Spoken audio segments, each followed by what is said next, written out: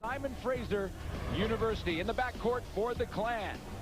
Teresa Kleindienst and Kirsten Wood. Kleindienst is the floor general while Wood runs the lanes hard, and she'll look to score in transition. When you look at the front court, talk about offensive firepower. Salazar's great from the three. She'll look to drive as well. We know about Kazauka, player of the year. And I think the secret here is Jen van de Waal. She'll do a lot of the grunt work in the post.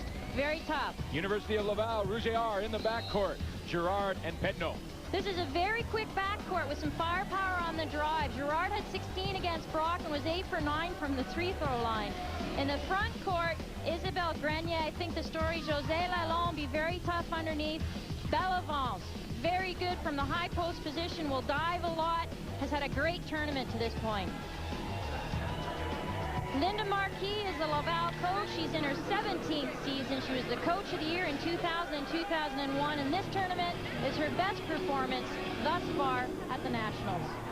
Bruce Langford is in his first year on the hill at Simon Fraser as their head coach, taking over for Allison McNeil when she headed south this year, and he has put together a perfect record. Well, everyone, welcome to the Nationals. Glenn Suter along with Marie Verdun and Norma Witt. Proud to bring you the women's basketball final between Laval, ranked number 2 coming in, and Simon Fraser, the number 1 ranked team. There are your officials. And we've got things underway at McMaster.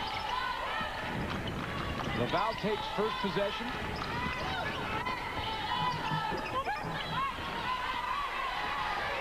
Laval beat Brock in the quarterfinal, and then Regina in the semi to get to this point.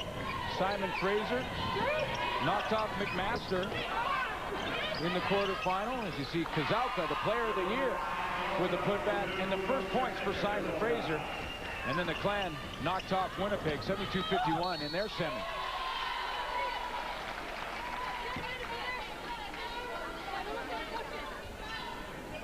Quick right off the tip-off, Glenn. You saw Jessica Kazauka out there in the offensive end. She's a great offensive rebounder. And Bellavance on the Laval side is going to have to keep her in check and off the board. Isabelle Grenier on the line for Laval. What a second half she had in the semifinal match versus Regina. This is a player who can really light it up. In an international game against Argentina last summer, she went 5 for 5 from the 3-point range. Teresa Kleindienst was on fire in the first half of the semifinal. She ended up with 17 points versus Winnipeg. And at one point early in that game was 3 for 3 from beyond the arc. She runs the floor as Van de Waal has a turnaround jumper and is off. Rebound Laval. Two well-coached teams as Grenier puts it up. The putback there by Lalonde. 4-2 early lead for the Rougier.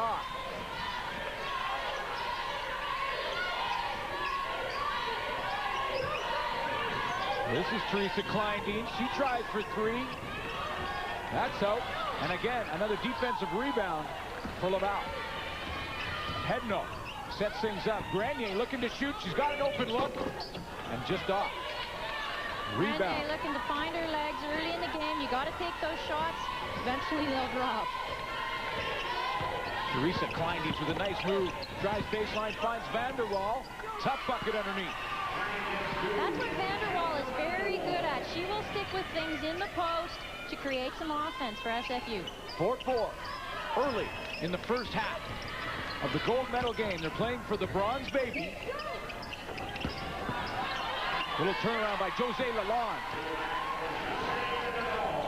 SFU, concerted effort to double down on Lalonde. I think Coach Langford thinks that she is the key to this game. That's Van de Waal getting it outside to Gabby Salazar. They're trying to get it down low to Jessica Kazauka. Well, she doesn't miss that very often. No. She's got some serious stick-em on her hands most times. Through her hands and out, so Laval takes possession. Quick pace early in the final. Remember in the semis we saw Laval come out strong, got very tired quickly. José Lalonde is long on that shot. Jessica Kazauka has the rebound for the Clan. Kleindienst Salazar with the drive. She kicks it back out to Vanderwall. Takes a look. Trying to find Kazalka. They're going down low. She's 3 in the key, and it'll be Laval basketball.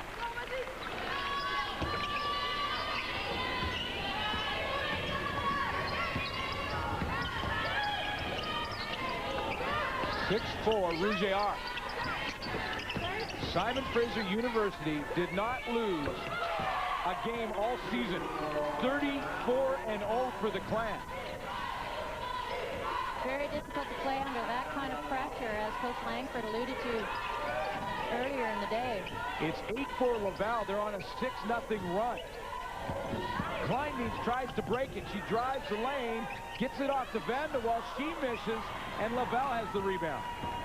They can make it an 8-0 run with a hoop here.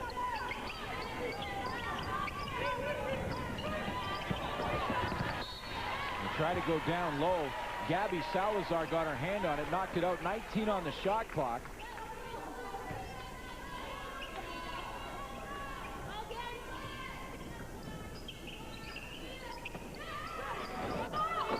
Jose Lalonde from long range. She has 6. Jose Lalonde with 15 points in the semifinal. And an early 10-4 lead, number 2 ranked Laval. Kirsten Wood has a clear look for 3. So Kirsten Wood ends the Laval run.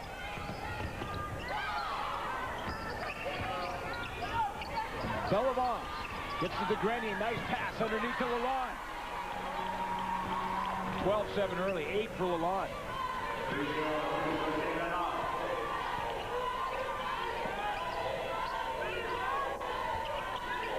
Salazar tries to drive left-handed, little turnaround in the paint. She makes it go. 12-9 with 15 minutes left now in half number 1. Pedno, end-to-end. It's stripped back to Pedno. She's short. Picks up her own rebound, gets a new 30-second clock. Grenier working the ball from the outside. And she throws it right through Vanderwall's hands. It's 12-9 early in the first half. Laval over Simon Fraser. We'll be back with more basketball action in a moment.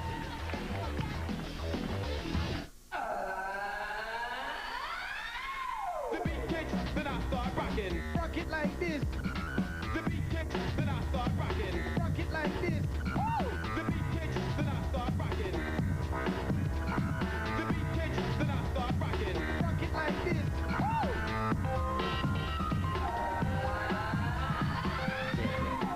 The all-new 2003 Toyota Corolla S. Change the way you move.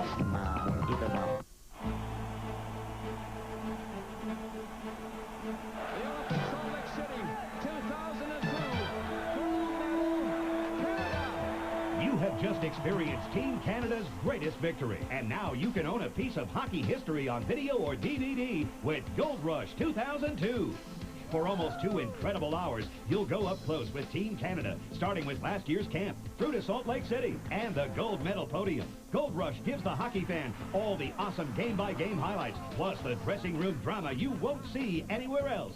Gold Rush 2002 is the greatest hockey story ever told, and now you can bring it home in VHS or DVD. It's in limited release, so go for the gold right now.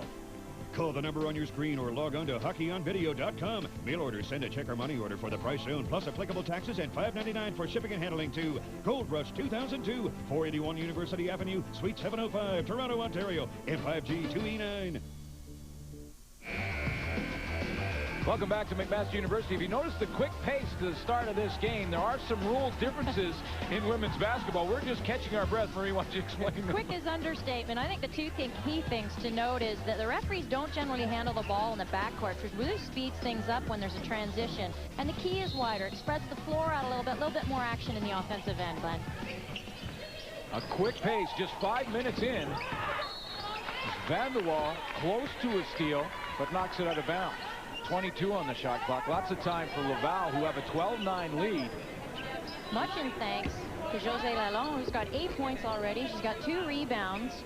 In the tournament, she's been averaging 14 and a half for Laval. And Jose Lalonde, 1 rebound in both games away from a double-double as Bellavance finds the bottom of the net from the top of the key. 4 for Bellavance.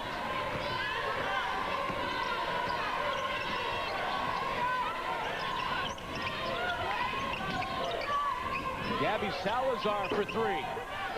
That doesn't go. Glenn, we talked about Laval. They feed off emotion, and right now they have come out very crisp. Head no.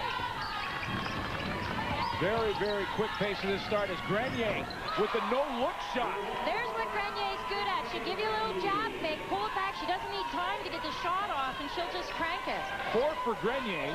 16-9 is the lead for Laval. Boy, oh boy, we were hoping for a high-scoring game. We've got one. Kleindienst tries for 3. She misses. Lalonde with her 3rd rebound. Lalonde with a great start to this game for Laval as Pedno sets things up. Working on Kleindienst. She'll drive the lane and then kick it back outside to Belmont. Sent to Grenier for 3. That's off. Kirsten Wood with the rebound for the Clan.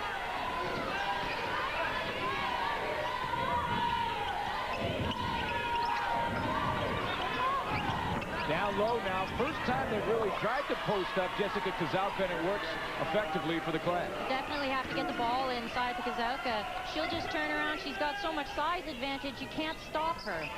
4 for Kozauka, who's averaged 21.5 points per game in 2 games in this tournament. Bellavance working on Kozauka, who strips her of the basketball, and Clans have the turnover.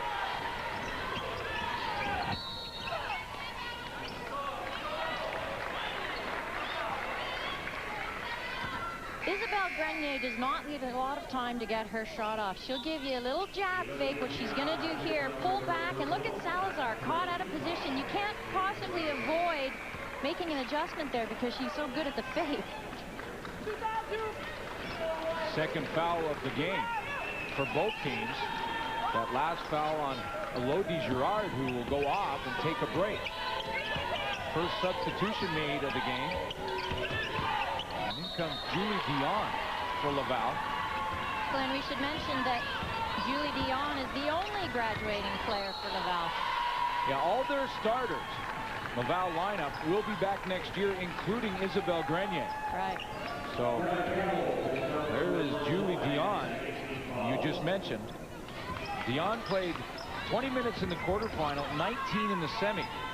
She had 2 points in that quarter and 3 in the semifinal. She's a good little guard. She gives them some good minutes off the bench. A great little role player. Jose Lalonde saves it. They have 16 on the shot clock as Bellavance works the outside and she walks. Kleindienst a little quiet in the first 8 minutes or so, but I'm sure she'll heat as we go along. You see, she's just very composed. Oh, there she goes. There you go. Driving baseline. Perfect. And goes to the left hand, which is her strong hand. Yes, something it is. that defenders She is a are. lefty. Yeah. Bellavance handling the ball from basically the point guard position. There's Jose Lalonde. First rare miss for her early in this one. 11:54 to go. 16-13 Laval with the lead. And that's Danny Langford, who's the daughter of head coach Bruce Langford. Danny Langford for 3. That's long. Lalonde, another rebound. I think we're going to maybe see the pace slow a little bit. Lalonde's getting pretty tired. Well, I'm starting to sweat. They've got to slow down. My goodness. Bellavance and Jessica Kozauka battle for it, and Kozauka will be called on the foul, her first.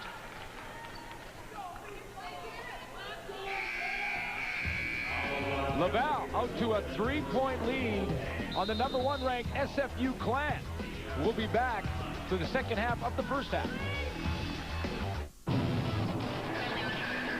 It's a job with a difference. You're part of a team. Getting hands-on experience.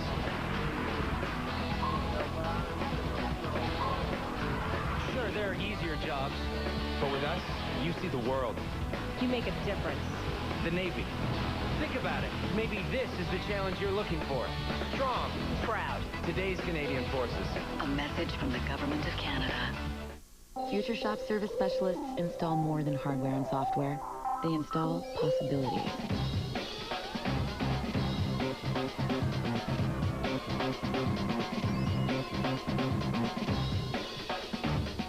Because life's full of great moments. Why not upgrade them?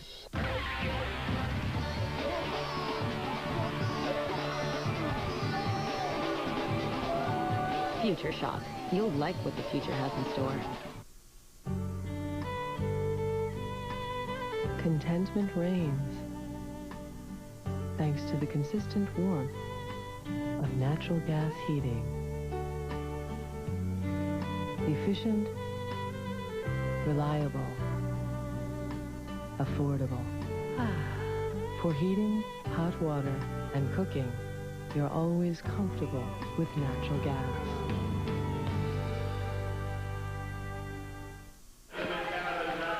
Welcome back to McMaster. Laval has a 3-point lead. Glenn Suter along with Marie Verdun, and at courtside is Norma Witt. Thanks, Glenn. Well, I took an opportunity to listen into the last huddle with Bruce Langford and the Clan, and a very calm Bruce Langford said to these guys, slow down, relax, take a deep breath. He said, you're playing way too excited. We're not playing our game. He said, offensively, we're tentative, and on defense, we're giving them wide open looks. He said, that's just not us. He said, look, this is a different team. We haven't seen them before, so relax, enjoy the game, and play your game. That is very true. These two teams have not seen each other throughout the regular season.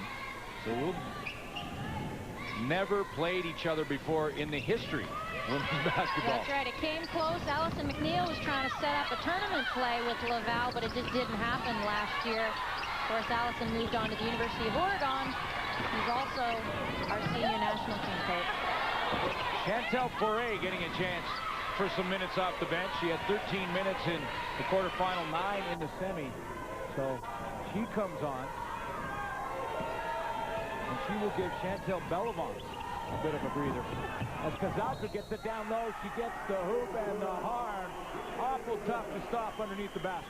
That is more what SFU is good at. They need to get some good looks like that. That's what Jessica Kazalka has been doing all season. She takes up a lot of space. She's big. She will release in the low post for the lob. I'm sure we'll see that one more. Chantel Foray with the foul. Uncharacteristic when you hear Bruce Langford talk about his team saying you got to slow down and not be so excited. This is a team with 4 starters that are 5th-year players. So that's uncharacteristic for them to get overexcited in a basketball game. Well, definitely, they've not been a lot of close matches. I think they had 3 this year that were semi-close. I think it's very difficult to come into a big game like this. They're very excited. They haven't been in contests like this. It's just going to take them some time to settle down. Well, Simon Fraser has not even been in a close game until the very end of the season when they played the U of R, and the Cougars got to within 2 of beating them. Lalonde, that goes around the rim and out. They got within 2, but other than that, 29 points has been the average difference for Simon Fraser and their opponents. So close games are not something they're accustomed to. What they just did is what they're accustomed to. Run, pass, get a good look, very close to the basket. They now have a lead, 2-point lead on Laval.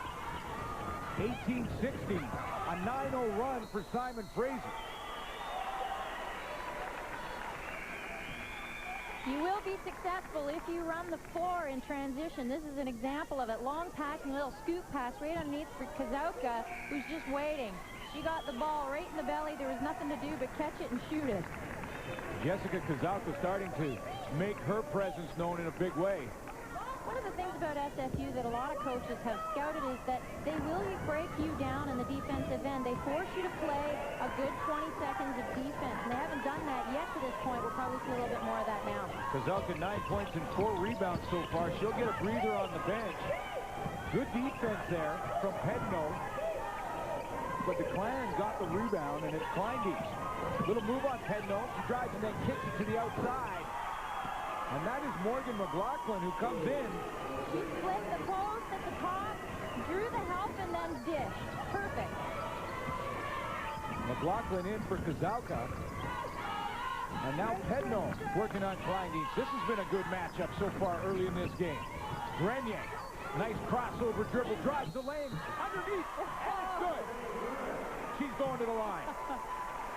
Isabelle Grenier is an emotional player. She'll get fired up, and her teammates will follow through. Look at that scoop. Protect the ball. She had good body position. That was a little Wayne Gretzky celebration going on there. Look at the crossover right in front of Devin Campbell.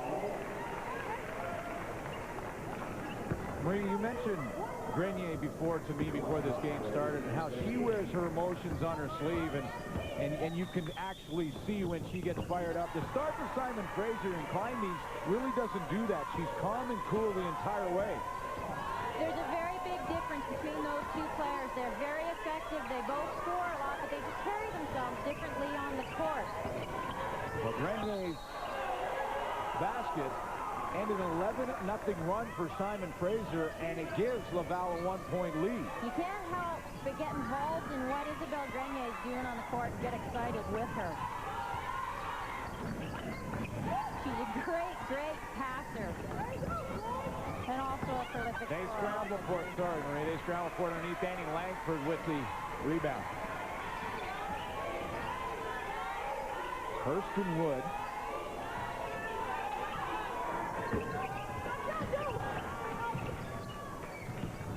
Couple misses back-to-back. First Laval and then SFU as Belovac's back in the game.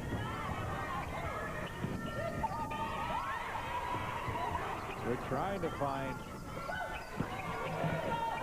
Lalonde underneath. She's long on that shot. And it's Simon Fraser ball. Teresa Kleindienst on the bench now having a rest, but she plays, she just feels. She knows where to go. Look at this. She draws all the defense. There's a little pitch pass to the outside. She has a real knack for that kind of play. And she will break down her check and wear you down.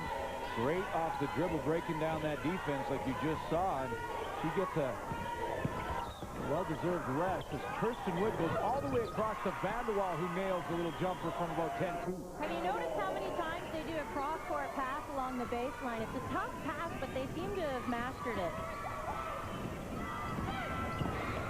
Nice no-look pass by Pedno. It's back out to the top to Grenier. Pedno inside the three-point line, but she nails it. The Clan now with just a 1-point lead. First 2 points for Pedno.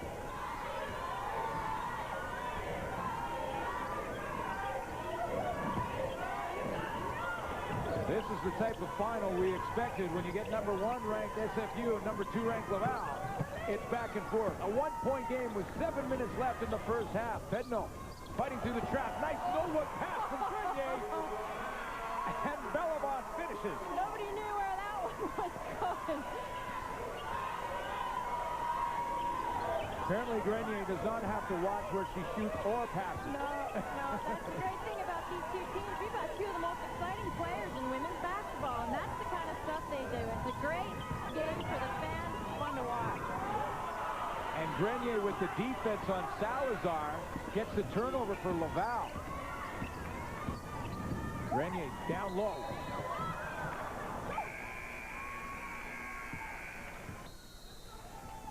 Isabelle Grenier getting things going for Laval. It's a 1-point game. And this is the final. Introducing Gourmet Cafe. Streusel coffee cake desserts by McCain. So ravishingly tempting, they're perfect for any occasion. Gourmet Cafe in cherry, apple, or blueberry streusel. Smothered in a cachet of fruit, fresh ground cinnamon, and sweet brown sugar. Gourmet Cafe by McCain. Dessert at home will never be the same. It's a job with a difference. You're part of a team. It's getting hands-on experience.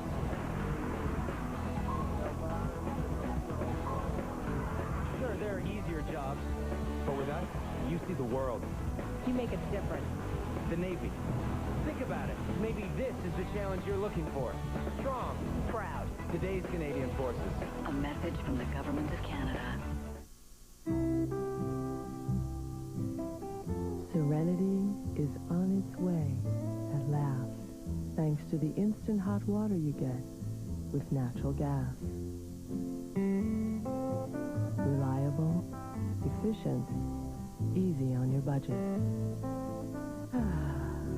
For hot water, heating, and cooking, you're always comfortable with natural gas.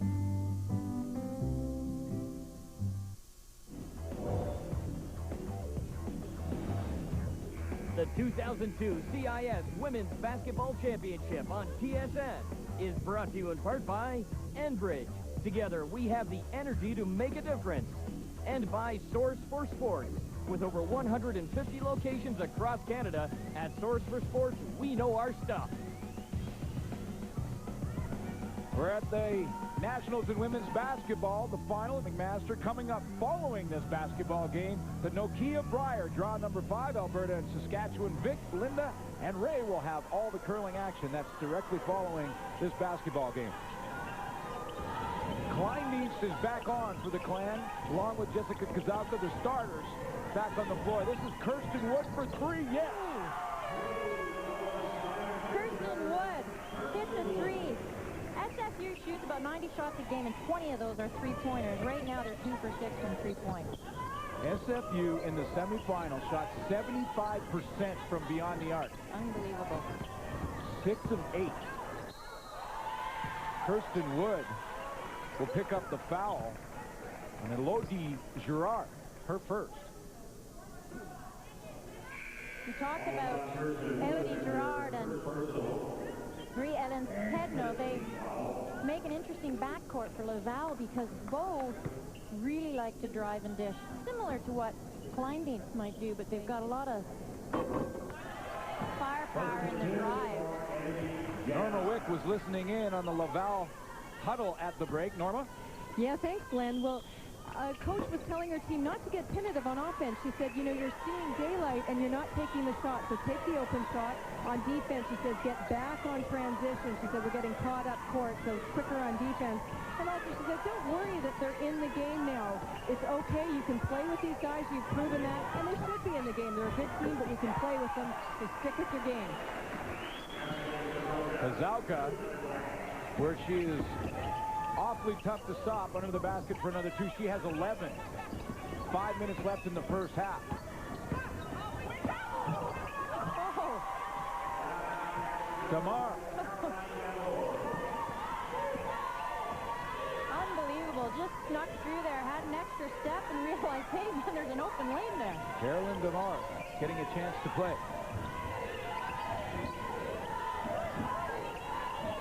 The starters out there for the Clan. This is Vanderwall.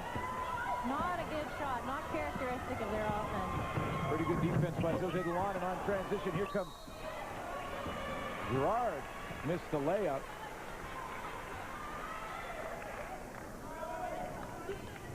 Damur with the gets a little screen there from Lalonde and realizes I don't need to go over top the defense player. I'll just split them.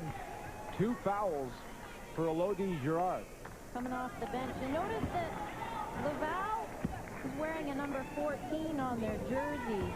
Their teammate, Anne Marais, is back at home. She had appendicitis and couldn't come to the tournament. So, Anne, if you're watching, I hope you're cheering. Well, I'm sure she is. She's got to be careful of the stitches, though. Yeah. You don't want to get too. Kirsten Wood for 3. Off the front of the rim. Rebound by the Clan. That's Marin Corrigan. Gabby Salazar is in the game right now. We haven't seen her launch a 3, and she is SFU's all-time leading three-point shooter. Look at the quickness from Teresa Kleindienst. Kirsten Wood now trying to set things up. She looked like she wanted to get Kazalka to post up. Kleindienst from way back. 5 for Kleindienst. She shot that from the scorer's table.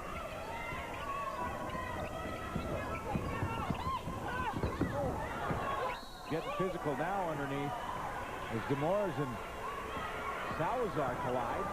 SFU take it the other way without batting an eyelash. Kirsten Wood takes a look and thinks twice. Salazar now back to Kleindienst.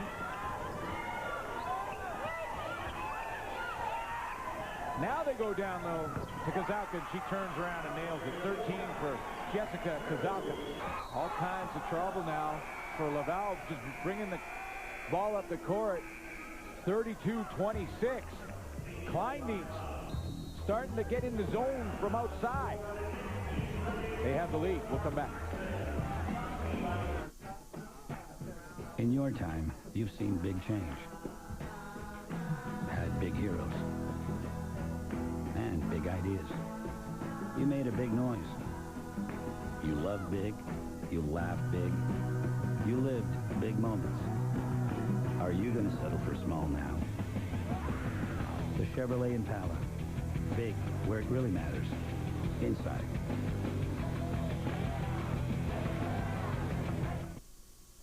Hi there. Just wanted everyone to know I'm doing fine. I really like it here. It's really starting to feel like home. Everyone is so nice, and I'm meeting new friends from all over the world. I'm really enjoying my courses, and the profs are awesome. Gotta run. Talk to y'all soon. Love, me.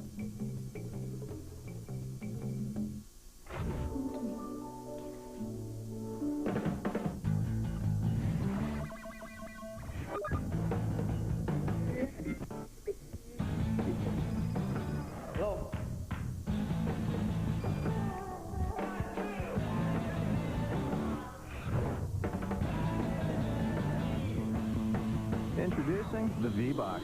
Phone, text, email. First from Rogers AT&T. Imagine. Welcome back to the Nationals in CIS women's basketball. We'll also have the Nationals in CIS men's basketball, starting with the semifinals, all from Halifax. Next weekend, you can join us for that. Brian Heaney and I will be there.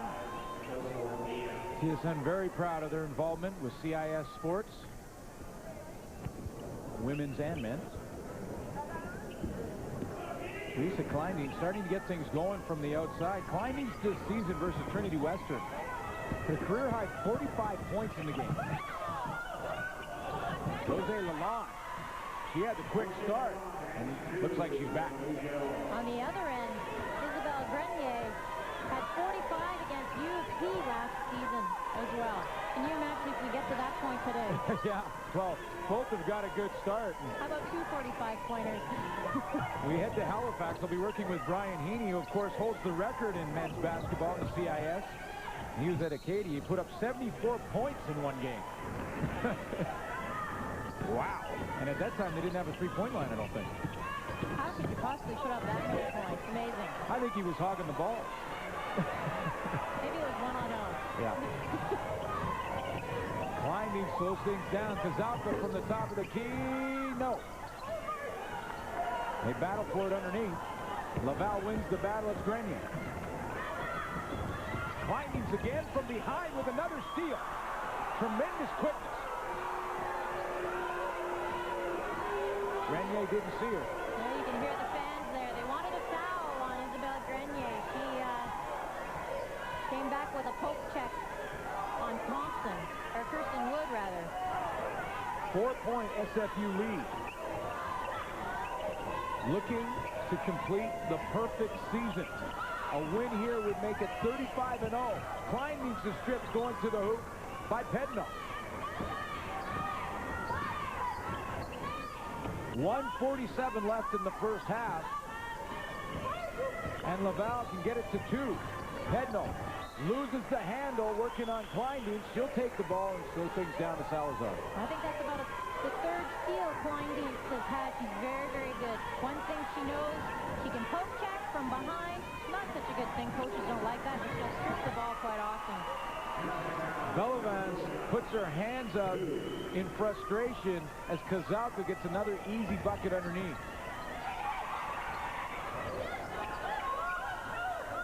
safe to say maybe that Bellavance is looking for a little help trying to defend Jessica Kazauka. Grenier now.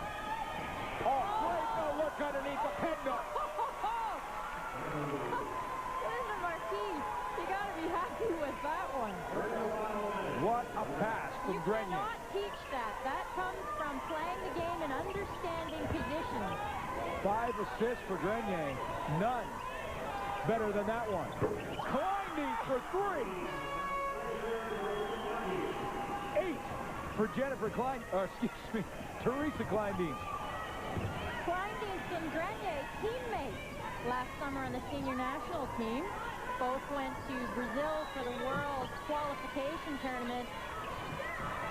Bellavance out to Pedno for 3. In and out. Kazauka with the rebound. Back and forth. 15 seconds left now in the first half. And with SFU a 7-point lead, they'll work for the last shot. 6 now. Kleindienst for 3. Off the iron and out. Rebound Laval. They won't get a shot off.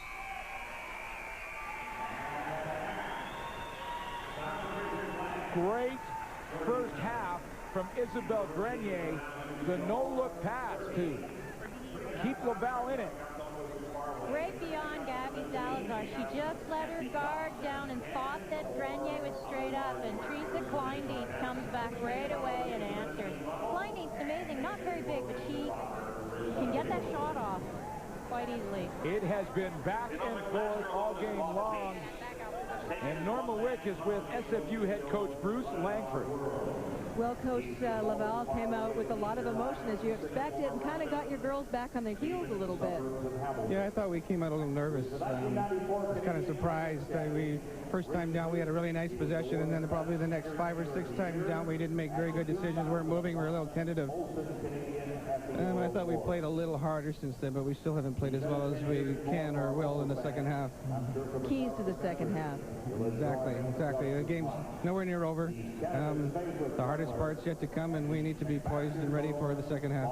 Best of luck. Thank you. Thank you, Coach.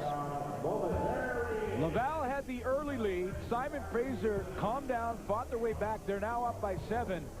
We'll have our halftime show for you when we return.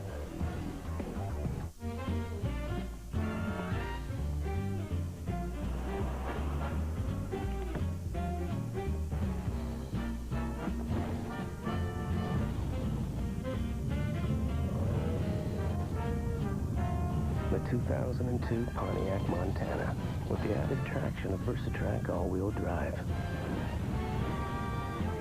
Pontiac Montana, built for drivers and their families. York University, in only 4 decades, has become the institution of choice for many of Canada's finest faculty and students, and rapidly has gained an international reputation.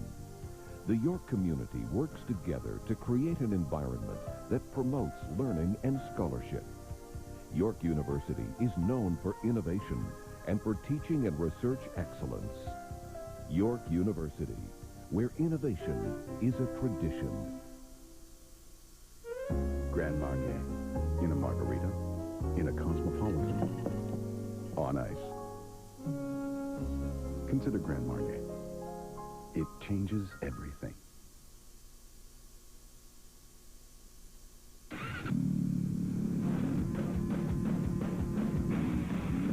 Please ride responsibly. Avoid unnecessary risks, difficult terrain, and never engage in stunt riding.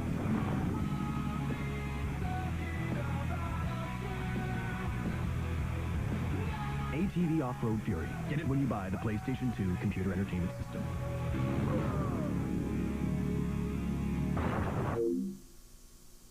The March of Champions is well underway this weekend on TSN. Men's hardcourt thrill starts your weekend off right with semi-final Saturday, and a Canadian hardcourt champ will be crowned Sunday. CIS power all weekend long. TSN. Back at McMaster University in Hamilton, where the score is 37-30 in the CIS championship basketball game. SFU leading Laval. Well, SFU is looking to cap off a perfect season with a championship here today. And with a look at a great season and the powerful 1-2 punch of Teresa Kleindienst and Jessica Kazauka, here is Farhan Lalji. They came into their first ever CIS National Championship tournament with a perfect 32-0 record. But the goal for the SFU clan is 35-0 and a first ever national title. It'd be nice to win the national championship. At the beginning of the season, we got together as a team and wrote down our goals, and everybody had on the paper to win a national championship, and this is what the season comes down to. I mean, this is the most exciting part of the season, so I think we're ready. Like all great teams, the clan has a dominant backcourt star feeding the ball inside to a great front-court finisher. Point guard Teresa Kleindienst played for Canada's national team at the Sydney Olympics and was named first-team All-Canadian last season. Forward Jessica Kazauka, meanwhile, led the nation by shooting 67% from the field and is a front-runner for National Player of the Year. It's been 4 years that we've been playing together now, and I think we do have great chemistry, and Teresa is an unbelievable passer, and she just sees the floor so well, so she just puts passes there, then you're like, oh, I better catch it. So, yeah, we do have a great chemistry. I love playing with her. And perhaps the most impressive accomplishment is that of head coach Bruce Langford, who, after going undefeated as a high school coach a year ago, has managed to stay unbeaten in his first year as a university head coach. I never dreamt I'd get the job, and I try to encourage and guide, and I try to demonstrate that I'm prepared, that I know everything we can know about who we're going to play, and it's their responsibility to do the same. Success in women's basketball is nothing new here at SFU. Under former head coach Allison McNeil, the clan went to 11 straight NAIA national championships and amassed a 65-1 record against Canadian competition prior to joining the CIS. McNeil is now the head coach of Canada's national women's team, while Langford is doing more than simply carrying on the tradition. I think the tradition of that the young female athletes trying to excel is one that I believe in wholeheartedly and one that I wanted to keep going. And certainly the pride, I mean, I have a daughter who came to SFU, who plays here now, and she came because of that tradition, and we would like to build on that tradition. There's a wonderful tradition here at SFU, and when we had the first 2 years, when I was here, we went to nationals in Tennessee, and we lost in the final, and like that was a great experience. And so you kind of get used to, you know, excited and used to like the big games, and so I think the girls have a lot of experience. Farhan Lalji, TSN, Vancouver. Well, that 1-2 punch working for a charm like SFU this afternoon. 23 points between Kleindienst and Kazauka. 15 for Kazauka in the latter stages when SFU really got back into this game after starting out a little tentatively. But Laval is really giving them a run for their money. And with their thoughts on the first half, here are Glenn Suter and Marie Verdun. Thanks, Norma. Marie, when SFU got into the CIS, everyone thought that they would just dominate. That didn't happen in year one. I think that people were expecting, because they had played in an American conference and they had scholarship athletes, that they would come out and do what they're doing this season. I talked to Teresa Kleindienst about that. She said the rule changes did take them a little bit of time to become accustomed to. We do play an international game rule here in the CIS, so they seem to have settled out and it's working now, definitely. No question. In fact, if they win today, 35-0 will be the record. They're up by 7. When we come back, we'll have first half highlights and the stats.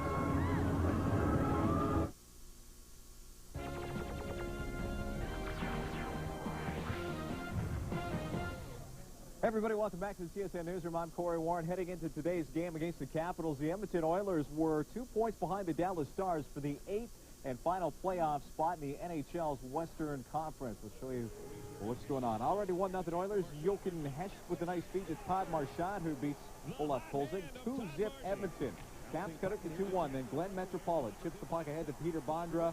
He gets his second of the game, 32nd of the year. Game tied at 2 after 2, third period.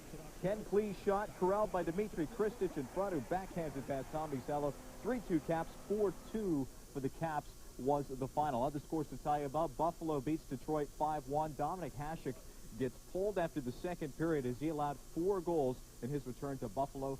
The New York Islanders beat the Thrashers, the final count there 6-1. More women's basketball after this right here on TSN. Hold the pickles, hold the lettuce. Special orders now, you know they don't upset us.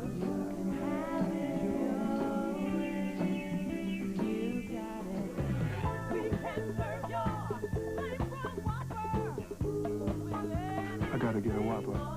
You got it.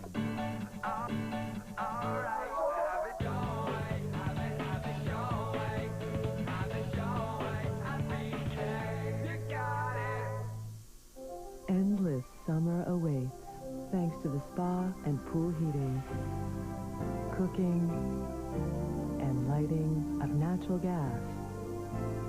Efficient, reliable, economical. We're making the most of the great outdoors. You're always comfortable with natural gas.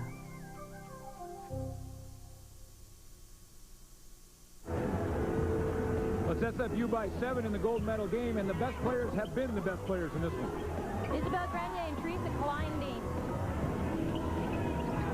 Kleinding has got a 1-2 combination. She can either shoot or she's got her big post, and Jessica Kazelka there to go to. And Gabby Salazar also finds Kazelka underneath. You see the help coming. Kazelka's got it under control.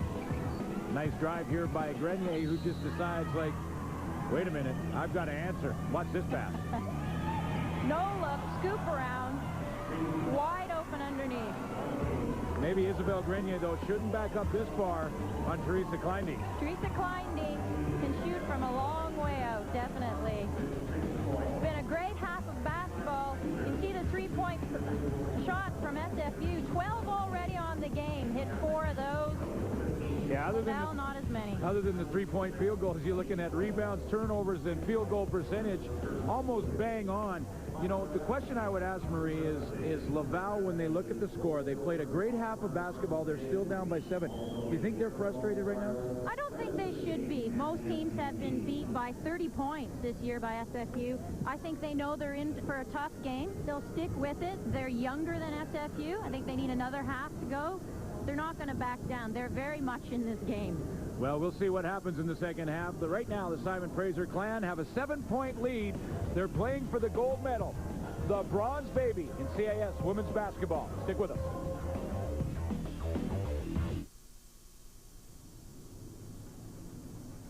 The Pontiac Sunfire, the sportiest car for the price.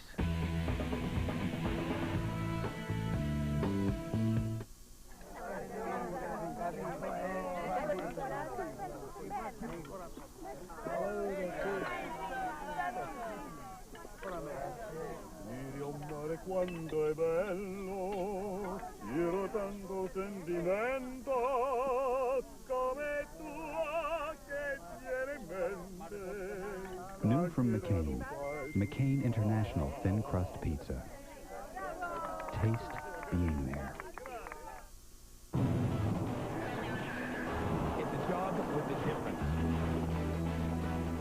You're part of a team. Getting hands-on experience.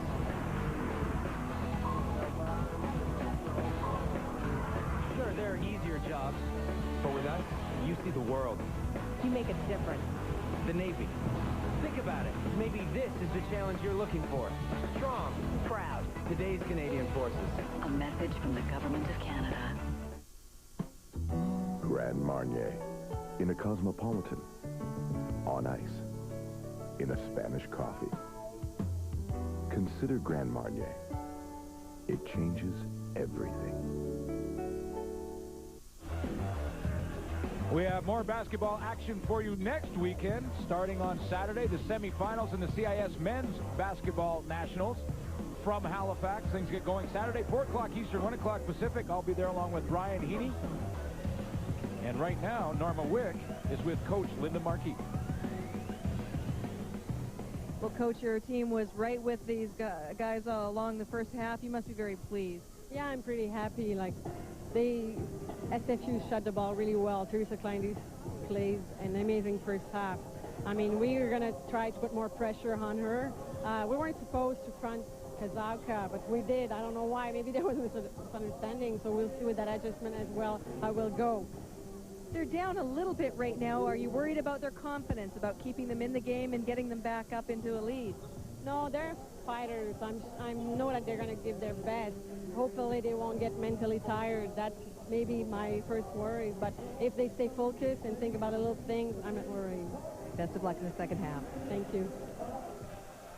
Well, for Simon Fraser, their best players were their best players in the first half. Jessica Kozałka, 15 points. Kleindienst with 8.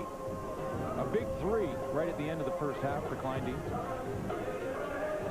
From a long way out. And we've talked about this in the tournament, Glenn, that big games like this, your big guns have got to come to play. And that's what's happening tonight, I think, on both sides of the floor. Well, no question, because when you look at the Laval bench, Isabelle Grenier has also been on fire in this game and doing what she has to do if Laval wants to try and knock off the #1 seed. Of course, Grenier and José Lalonde both key and both really pulling their weight. You can see there Lalonde with 10 and Grenier with 7 so far. I thought it was interesting what Linda Marquis said about her team being scrappy.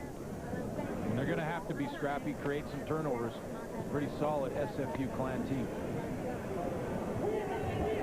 It was interesting when she was talking to Norma about the fact that she didn't want her kids to front Jessica Kozałka in the post because what you're susceptible to is the lob pass. We saw that a few times, so she wants them to play on the high side, which means they're just half in front of her with an arm up, and they'll rely on the help defense coming across from the baseline to stop her. And they did have one really good transition earlier in the first half, but it was Isabelle Grenier, and unfortunately, at 5'10", she couldn't do anything. She just stood there, and Kozałka shot over top. So Kozałka is very, very difficult to stop. Well, we'll watch if that develops defensively for Laval. Chantal Bellavance was having problems with Kozałka in the one-on-one matchup, but you mentioned the rotation defensively, and if Bellavance can get some help on Kozałka. There's only one way to beat SFU defensively, and that's to play team defense, and that requires shifts. If a player gets beat, somebody else has to shift, and that creates another shift needed. And that's often where SFU will break you down if that second shift doesn't happen, and Teresa Kleindienst is often the person to find the open player. We'll start watching the night shift right here as the second half begins. With a foul. 2 for Kirsten Wood. Picks up her second foul early in this second half. Playing for the Bronze Baby. And Girard drives the lane with the left hand. Off the glass and off the rim and out. Kozałka with the rebound. They have a 7-point lead. Simon Fraser, Van de Waal, all the way across court to Kozałka, misses the first attempt, and Lalonde has the rebound. Shot she does not often miss.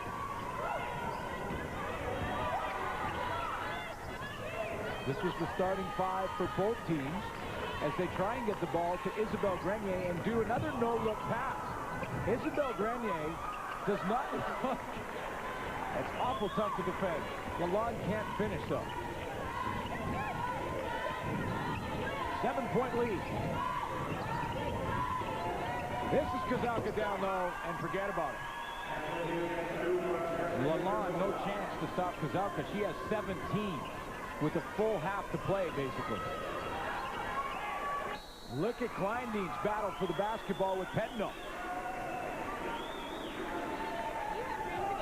Jessica Kozałka, again, player of the year. She just sneaks right in behind. Creates a little bit of space for herself. We talked about the 1-2 punch. Kozałka down low. Kleindienst, if you start sagging too much, you leave Teresa Kleindienst open for that 3 ball. Kozałka tries to go off the glass and misses.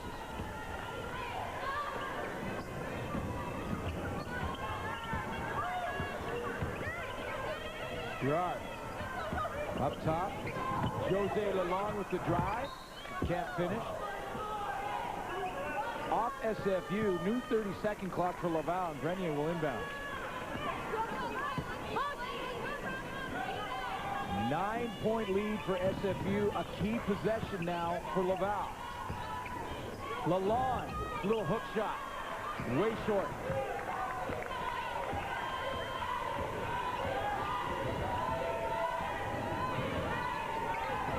Is it starting to slip away from Laval as Linda Marquis wants a timeout?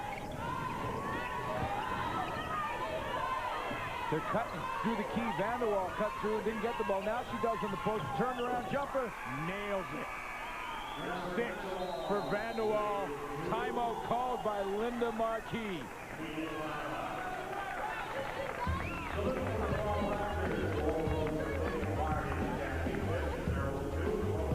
We'll be back with more in a moment.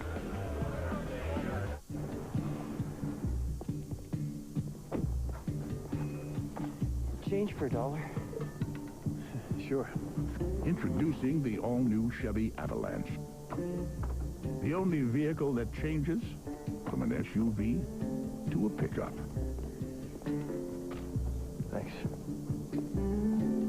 Chevy Avalanche, Motor Trend's 2002 Truck of the Year. Avalanche, like a rock. Hi there. Just wanted everyone to know I'm doing fine.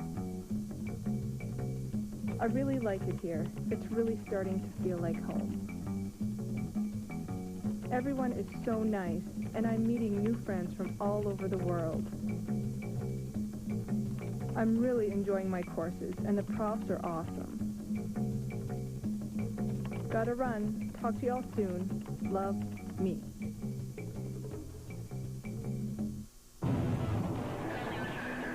It's a job with a difference.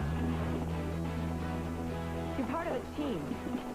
Getting hands-on experience.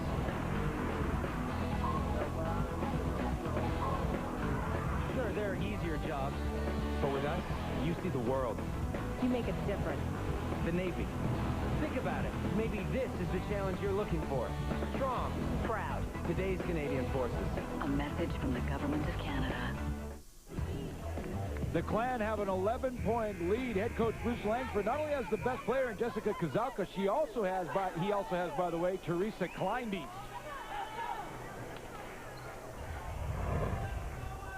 Teresa's really underrated, even though everybody thinks she's really very good. But I think so many people emphasize goodness on offense, and Teresa, what she does for us is really set the defensive tone for us. She makes life very difficult for the opposing point guard.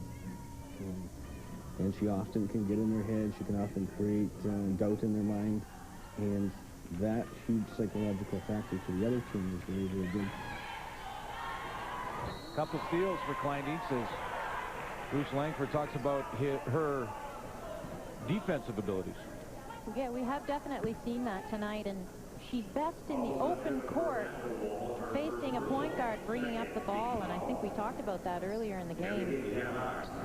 I wouldn't want to face her. She's got good hustle, good feet.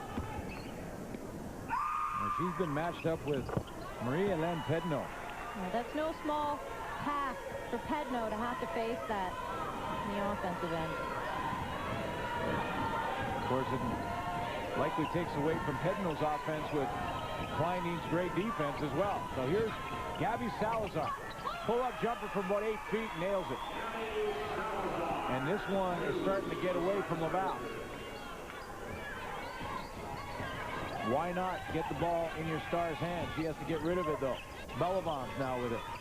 Down low to Lalonde, and she finishes. Lalonde really likes to make contact in the low post, and that's how she gets open. She bumped up against Vanderwall and then released for the quick bucket. 12 now for Jose Lalonde. Vanderwall out to Kirsten Wood. She's on the perimeter. Nice head fake. Then back up to Gabby Salazar who couldn't find the handle. 10 on the shot clock. Kleindienst now, calmly. Takes a move on the baseline. Pump fake in the air, but misses the shot. Beautiful move, but Laval got the help defense they needed on that one.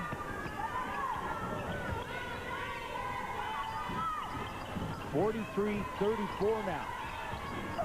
Simon Fraser leads. Grenier jumping from the foul line. That's off.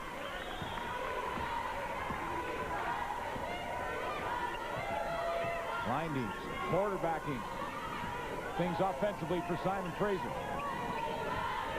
Looking to complete the perfect season. 34-0 at this point. Kleindienst drives and kicks it out to Vanderwall. Little jumper for Vanderwall from 5 feet off, but look at the rebound from Kozałka. 19 for Jessica Kozałka. 11-point lead again for the Clan. Sullivan, way off.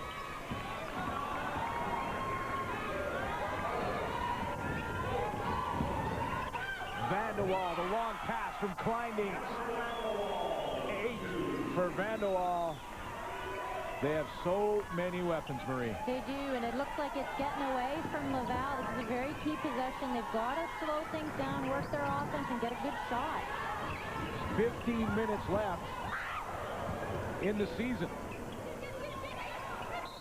Kozalka battling for the basketball with Girard. Kozalka's getting physical.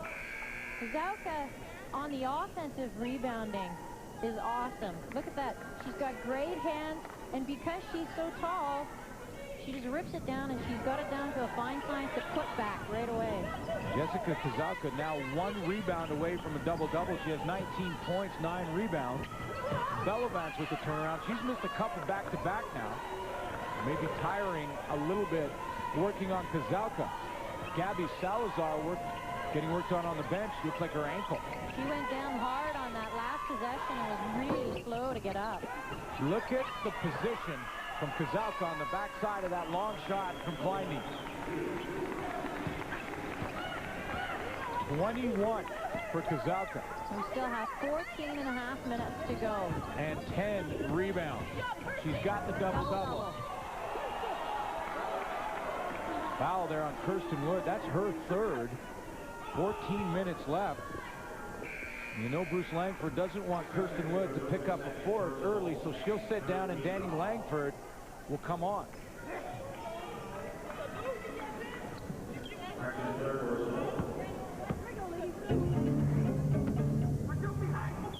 Elodie Girard on the line.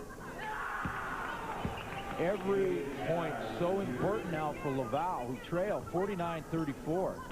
She has 3.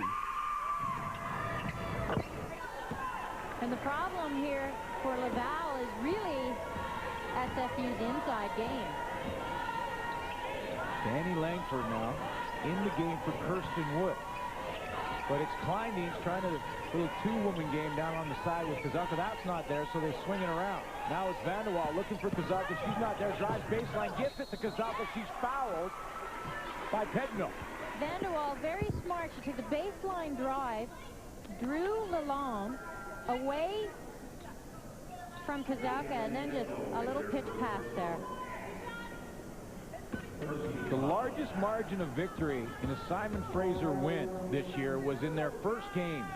Beat Fraser Valley by 71 points. Yikes. That started their season.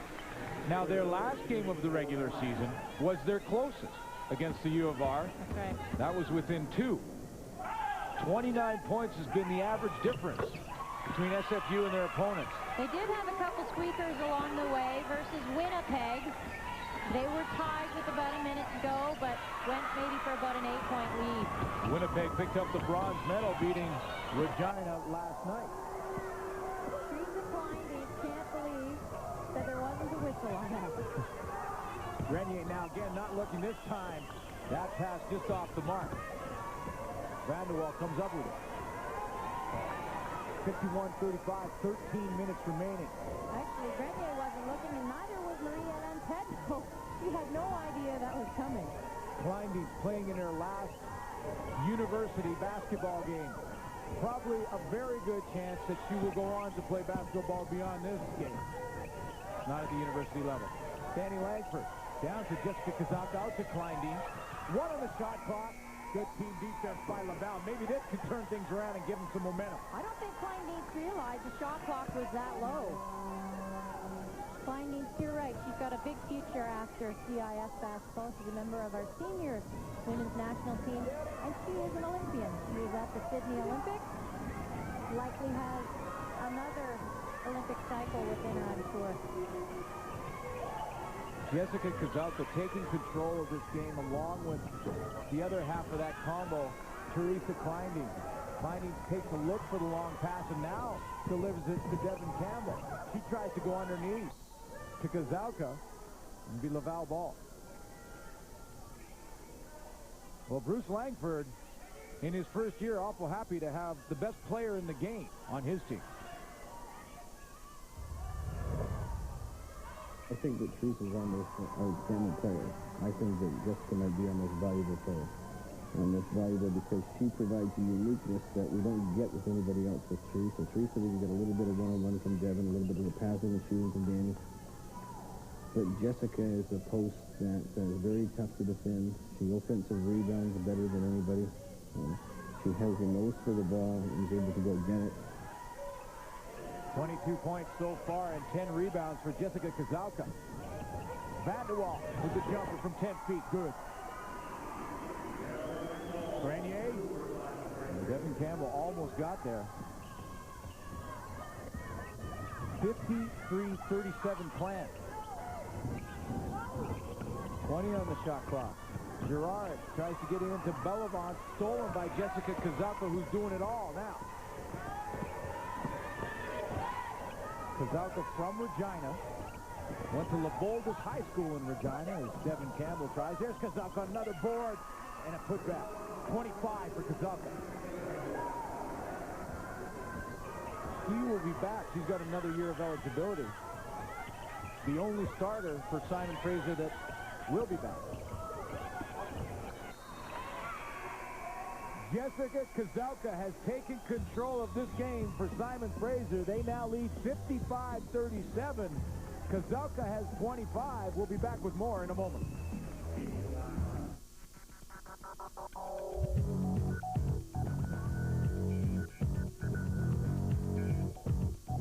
Sexier. Sportier.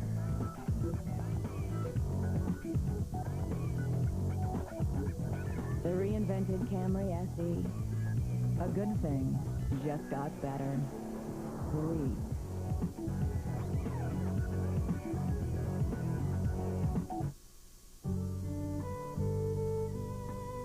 Contentment reigns, thanks to the consistent warmth of natural gas heating. Efficient, reliable, affordable. For heating, hot water, and cooking, you're always comfortable with natural gas. Oh, when you're smiling, yeah, when you're smiling, the whole world, it smiles with you. Smiles, crispy outside, mashed potato inside. From McCain. Well, later tonight, we go from the hard court to the ice. Little SO Women's National Hockey Championship action. Quebec versus Ontario. 11 o'clock Eastern, 8 o'clock Pacific. 55-37 lead for Simon Fraser. Jessica Kozałka has taken control of this game.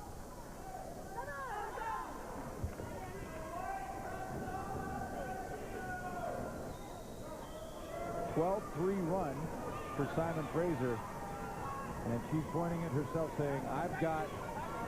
She's got 11 to 15 from the field. Yeah. That's what she's got. And 11 rebounds. I've got control. Don't worry, SFU fans. Jose Lalonde working on Jessica Kozałka and draws the foul.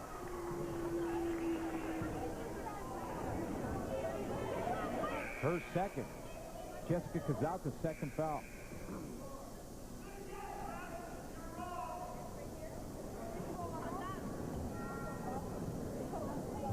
Little adjustment in the floor there, Glenn. 12 points for Jose Lalonde, who's on the line now.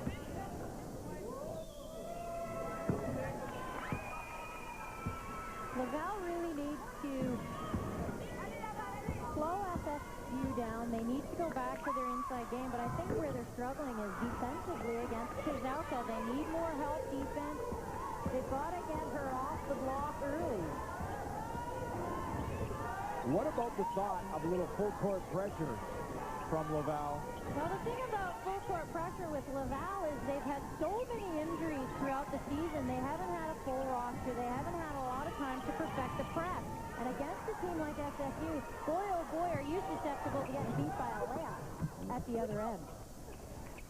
Langford off the mark there. And back come Laval. Isabelle Grenier. She gets it in there down low to Chantel Foray, who throws it away. Foray, the young player, she's come off the bench and given Laval some really good minutes. She's big, 6'2".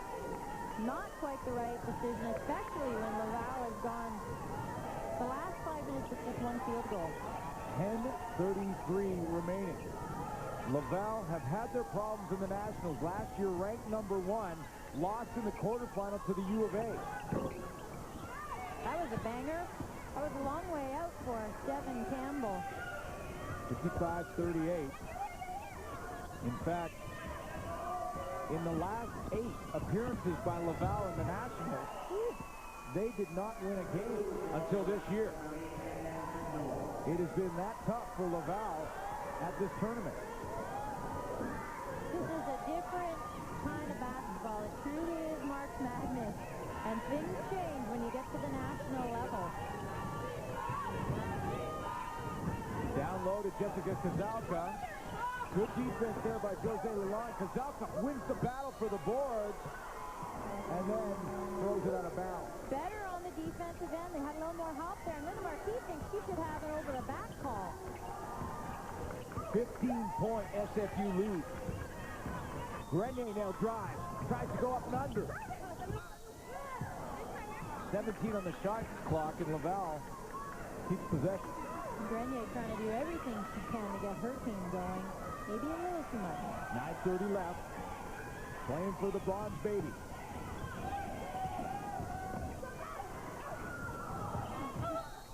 Chantel Foray hit hard, and then Jose Lalonde hit hard.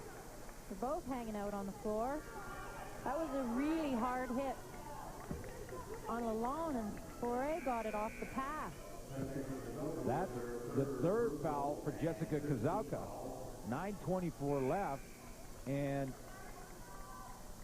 Bruce Langford, I was going to say he might take out Jessica Kazalka, but Van der Waal came in for Devin Campbell, and Kleinzien also comes in. So Jessica Kazalka stays on the court. 9:24 remaining. She got 3. If she had 4, I'm sure we'd see her sitting down. Yeah. She obviously feels comfortable. Some coaches scouting in the Canada West Conference might say that Kazalka is susceptible to fouling, and you got to take it at her. Jose Lalonde with her 15th point. And back comes Danny Langford. Glenn, you mentioned earlier in the show that Brian Heaney scored 74 in a game. We know Grenier had 45. We know Kleindienst had 45. In the women's game, Deb Huban, head coach at UBC, had 50. Look at Jessica Kazalka. She may get 50 before it's over. Quite possible. You just can't stop her. There's 4 Laval Rouge-R players underneath, and Kazalka comes up with her 27th point of the game. And again, it's off a putback off the offensive board. Her best game of the season, points-wise, was back in January against Trinity Western. She scored 32 in that game. She now has 28, so she's approaching your personal best on the year. This in the gold medal game for the Bronze Baby. Grenier answers.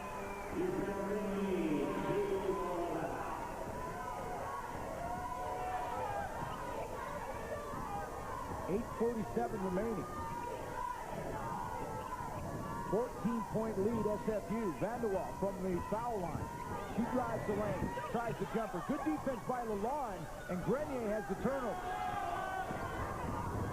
She pulls up, decides not to shoot. Neither will Pedno. She drives baseline. She'll pull it back. Bellevine tries to drive. He can't penetrate. Danny Langford. They scramble for it on the floor. And a foul is called, and I'm not sure who it's on just at this moment. Pile up, pile up. Yeah. Look more like football than basketball. Oh, when I was a kid, my brothers used to practice NHL pile-ups in front of the net, and I was at the bottom of it. That didn't look dissimilar to that. You were the designated goalie, weren't you? Yes, I was, among other things. Just like many Canadian girls growing up. One of those is Stacey Gale playing at Oklahoma, actually, going into the NCAA March Madness tournament as an All-American. Vanderwall. Backdoor to Kleindienst. Hedno thought she had all ball, but she's called on the foul.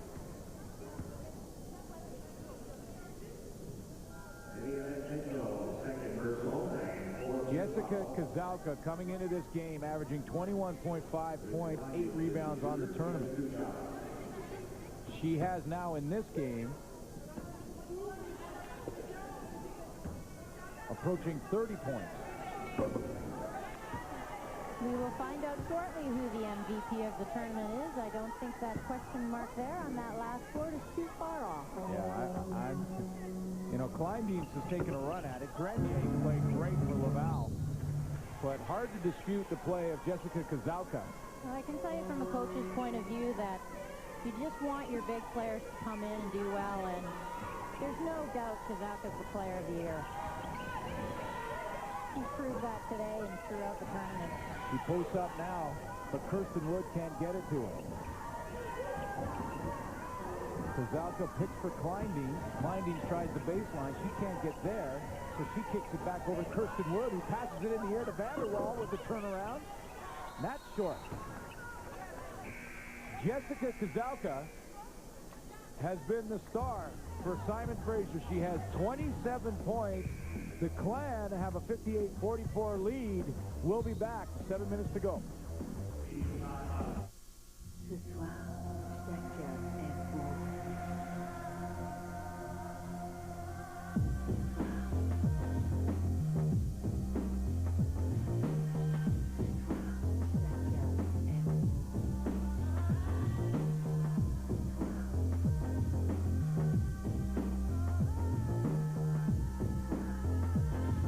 The all-new 2003 Toyota Corolla. Change the way you move.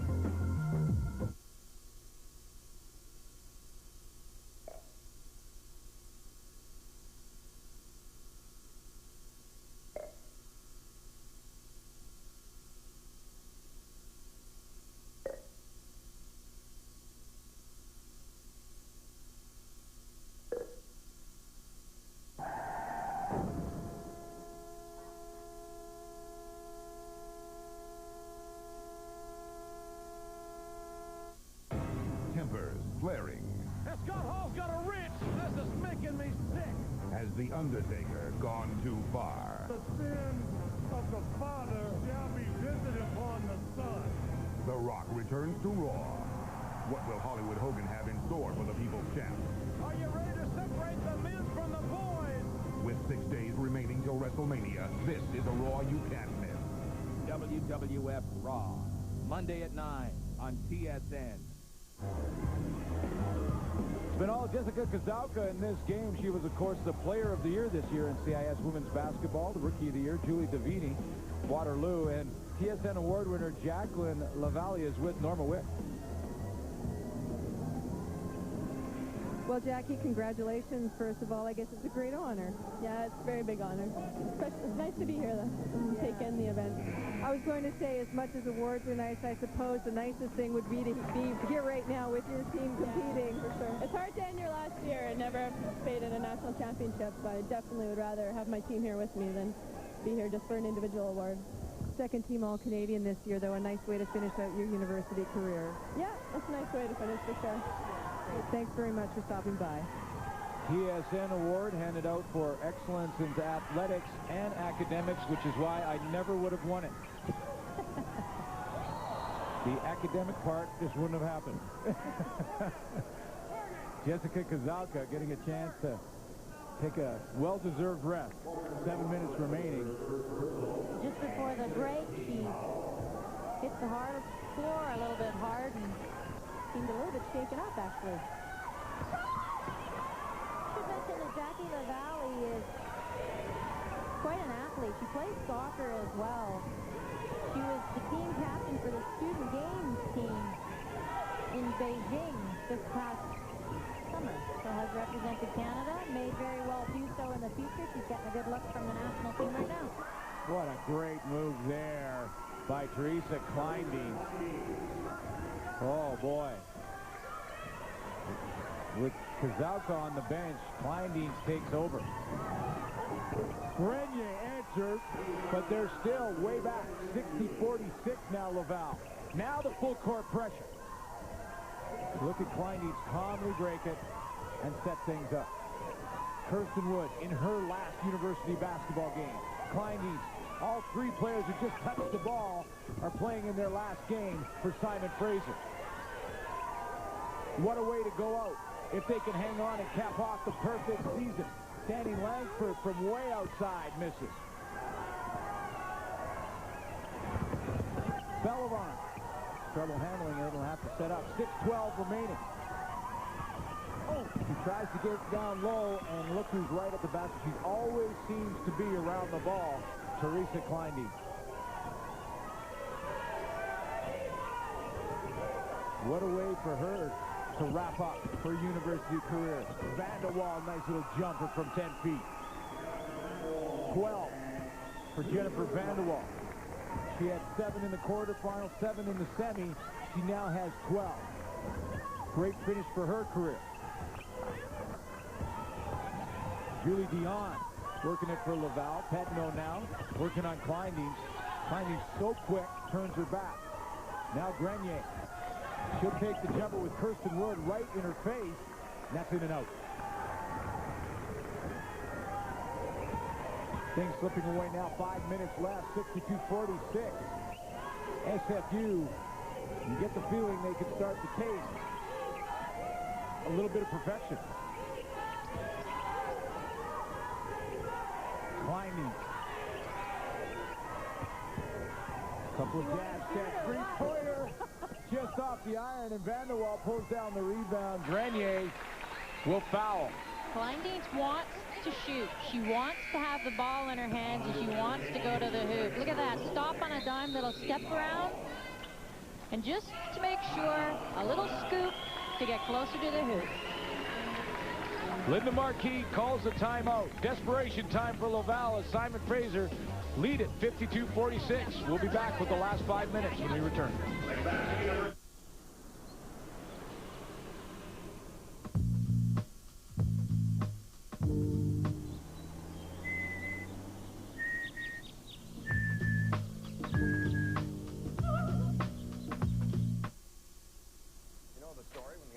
Said Mach 2 fighter, 2-place 1,000-mile range. The British said it was impossible. The Yanks tried twice and failed. They said, you're dreaming. We said, fine, we'll build it right here in Toronto. And now you guys, my guys, are saying that it can't be done, that they were right? Now, that's the rocket that we used to get the model up to speed, and then the onboard sensors tell us that... Come on, baby. Damn it! But we did it according to your specs. The specs have changed.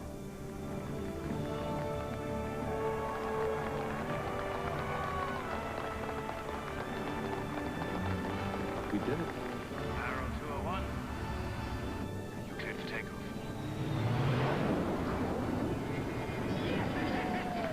We did it! Although the government canceled the project and destroyed the prototypes, the Avro Arrow remains for Canada a world benchmark in aerospace achievement.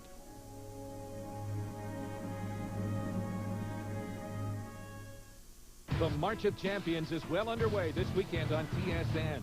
Men's hardcourt thrill starts your weekend off right with semifinal Saturday, and a Canadian hardcourt champ will be crowned Sunday. CIS power all weekend long. TSN. Following this game, stick with us. We have some curling action for you. The Nokia Briar from Calgary, Alberta, and Saskatchewan in Draw 5. Vic, Linda, and Moosey. Ray Turnbull will be there. That's his nickname. Moosey and Suits. Stay tuned for some great curling action from the Briar. We have 5 minutes left in this gold medal game. Vanderwall underneath on the inbound play from Kleinding. 14 for Vanderwall. Desperation time for Laval. Girard with the drive. And in the timeout, Coach Bruce Langford making sure he's got Grenier covered, because you have to know she's going to come out and do everything she possibly can to get her team back in this game. And if anybody's got firepower, she does from the three-point range. Kirsten Wood is waving frantically for the basketball. Now she gets it, but now the defense is provided from Girard. Now Wood takes a three-pointer. That's short. Kirsten Wood also has used up her eligibility. Fifth-year starter for Simon Fraser. As Pedno and Kleindings continue to battle. Two guards. Vanderwall dives to the floor. Creates the turnover. Laval, with their turnover situation, SFU has scored 20 points off Laval turnovers. Laval has got 4 off turnovers from SFU. Long ball from Teresa Kleindings. Kleindings, awful tough to pick. Who is the player of this game between Kleindings and Jessica Kazauka? You have to know that Kleindings really sets the pace, and guess who's distributing the ball? Yeah, you're right. Someone's got to pass it down low. Somebody has got to get it into Kazauka, and, you know, it's more than just Kleindings, but she really is the leader of his team.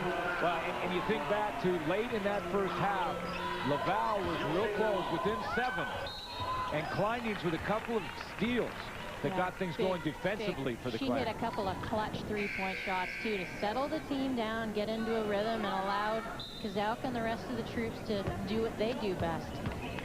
We talked about that before the game, Glenn, that she just does not get phased by anything. You might think it's lackadaisical, but it's not. She's just got a different style of playing. She's very together. No question.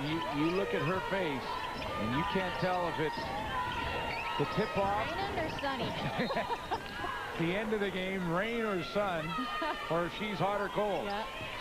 It's interesting, at 5'6", Teresa Kleindings does very well in the international games. She's probably got a little bit of work to do in terms of bringing the ball up, but against bigger players, she can break them down. Kirsten Wood with the jumper. It's just awesome. You know, Kleindings has been so impressive throughout this tournament, and you have to have tremendous confidence, I would think, Marie, to take chances with the passes she does across the key. I think she's very confident, and I think the other thing to her is that she just plays. She loves to play. She's got a great sense of the game. She feels. She doesn't think a lot. She just does what comes naturally. And that is what comes naturally. 12 for Teresa Kleindings. Great baseline drive there. 66-48, and SFU Clan 2 minutes and 5 seconds away from a national title. Kirsten Wood being trampled on. Kirsten Wood doing everything she can to drive charge. Minute 51 to go. We're going to see Julie Dion come back into the game. Of course, she's playing her final game with Laval. See if she can sneak in to be on the court as the buzzer goes.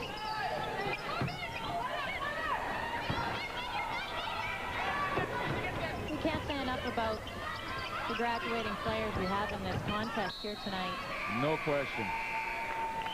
Just one for Laval, Julie Dion, who comes off the bench and is coming on now to finish things off. Grenier will be back for Laval next year. Isn't that amazing? Great news for them. But for Simon Fraser, Bruce Langford will lose 4 starters: Salazar, Wood, Vanderwall, and Kleindings, all graduating this year. Bruce Langford doing the opposite of what Linda Marquis just did. He's got his young kids into the game, get them a little bit of exposure. They're going to lose a lot of players. These athletes need to experience a big game like this. It'll do great things for their confidence. Devin Campbell. My goodness. From the QEW. Pedno with a bomb. Under a minute to go. Simon Fraser. We're 34 and season. The last time a women's basketball team put together the perfect season was 96. University of Toronto. They beat University of Victoria that year to take the title. Actually, it was a 6, Glenn, but U of T did it in 1986. They went undefeated. Yeah. Team stacked with talent. And then we saw it again in the 94 championship. That really strong team from Winnipeg led by Sandra Carroll. They went undefeated and got the bronze rating. 9 seconds remaining. SFU caps off the perfect season with a touch of gold. They are national champions.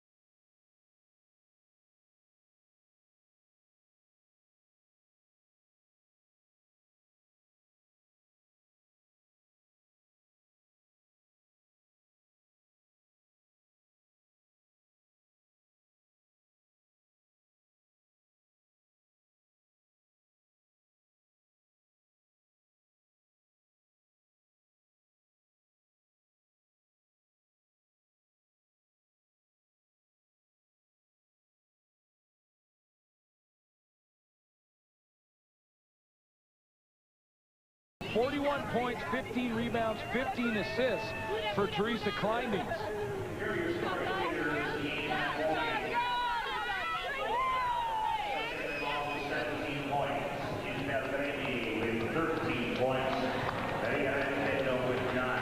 Laval battled.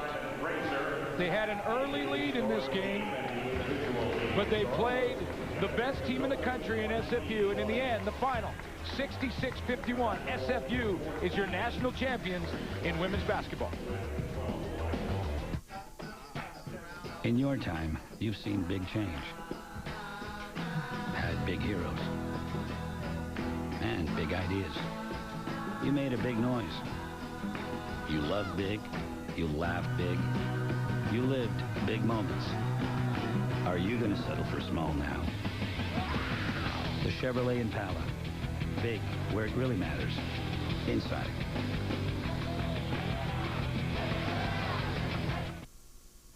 Hold me. Kiss me.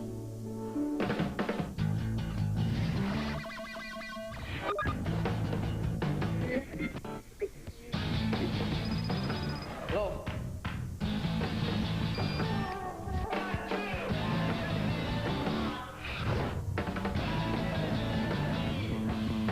Introducing the V-Box.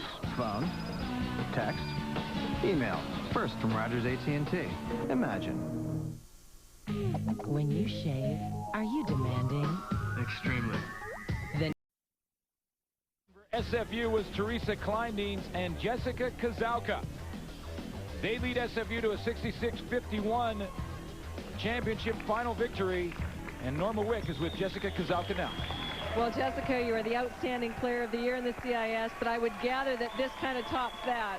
Yeah, this feels awesome. Any individual award pales in comparison to this. So. Talk about the game. It started out a little tense at first. You guys looked a little tentative. Yeah, I think we were. I think we were really nervous and tentative, and it just, once you get in the flow of the game, you feel more comfortable and you settle down and nerves kind of go away. So. They keep calling it a perfect season, but I guess it's not perfect till you win it all. Yeah, exactly. So it feels like we finished it. So. Talk about Teresa Kleindienst. Obviously, this is her last season, and her contributions, and what it'll be like without her. Oh, it'll be sad with all of them. I mean, they've all been an integral part of this team for 5 years now, and yeah, they're gonna be sadly missed. So. Yeah, we've worked all season for the moment, so go enjoy it. Thanks. All right, thanks, Jessica. Teresa Kleindienst, in her last game, geography student from Mission, BC, Jennifer Vanderwall. Gabby Salazar, who left the game and is standing in crutches now, was injured. Salazar finished her season perfectly, as did Kirsten Wood.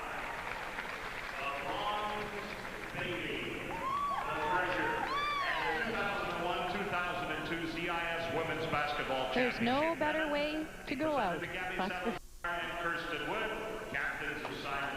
And make the presentations for the Bronze Baby. A little history behind the Bronze Baby. Some people may wonder why it's not maybe called the Gold Baby.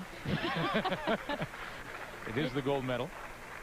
The Bronze Baby actually dates back to 1922, and it was donated by the Students' Council of McGill University.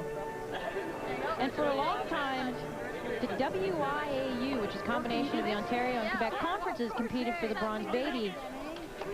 And it was brought to McMaster University in 1968 when the McMaster Marauders won it.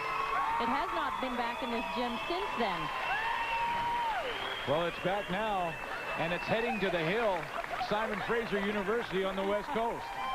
And so is that banner. Very much deserved. Bruce Langford took over for Allison McNeil. It's quite an accomplishment to come in your first year. Of course, he is no stranger to being a head coach. He's been coaching for 22 years at the high school and provincial levels. He did coach Teresa Kleindienst in high school, and of course his daughter Danny Langford as well. At Heritage Park High School. In Mission. In Mission, BC. And actually, Christine Stapleton at the U of R was up for the job at Simon Fraser. Turned it down. Bruce Langford, happy she did. He took over and quite simply directed this team to the perfect season. They started out of the gate in game one, beating Fraser Valley by 71 points.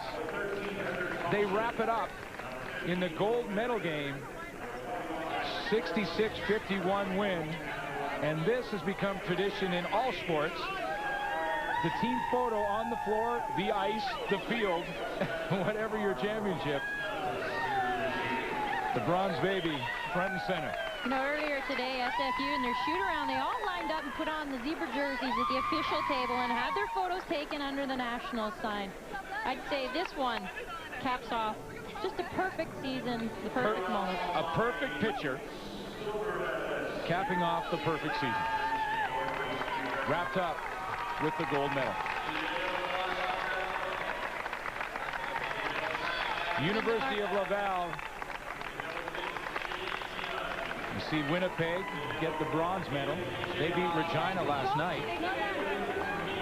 University of Winnipeg, and University of Laval will take the silver. And for Laval, it's a victory in itself when you think of what they've gone through at the Nationals over the last 2 years. Knocked out by Alberta teams in the quarterfinals.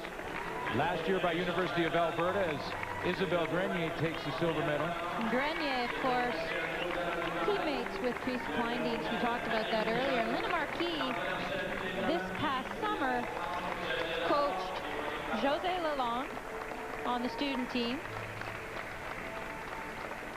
She also coached Kleindienst at the Olympics and Kazauka on the student team as well. So, well, Kleindienst is with Norma Wick right now. Well, there's a lot of banners hanging back at SFU, but this is the first Bronze Baby. Yeah, I mean, to win a CIU championship is just awesome. I mean, we're the first team that's gone to the CIU, the basketball program, and to be the first team to bring it back to SFU, it just feels amazing. Yeah, how about a way to cap off your university career? I couldn't have asked for anything more. I mean, at the beginning of the season, we got together as a team and we talked about our goals, and our goal was to win a national championship. Everybody had written down on the paper to win a national championship, and we've gone undefeated and storybook ending. Yeah, talk about your whole season. You know, Coach mentioned that it was never a plan to go undefeated, but you just kept building momentum as you went on. Yeah, exactly. I mean, I think we just took it game by game. We didn't come in overconfident or cocky, and we just, you know, every game was a new experience for us, and we just had to go in and win every individual game. We never were thinking about the final result. It's a new beginning with the Bronze Baby, but it's an ending of sorts for you. Any emotions right now? Oh, yeah, there's lots of emotions. I mean, the 4 seniors going out, I think it's just, you know, we couldn't have asked for anything more. It's just amazing to go undefeated all season and to win a national championship. All right, enjoy the moment with your teammates. Thank you. Thank you very much, Teresa. As an athlete, you always want to win your last game. SFU not only won their last game, they won every game. We talked about the last time that a team went undefeated was 94, and that was Winnipeg. We saw Tanya McKay, the head coach of the University of Winnipeg, get her medal. Of course, she's the 3rd leading scorer at Winnipeg. It's a very difficult thing to do. I can't imagine. There are the gold medals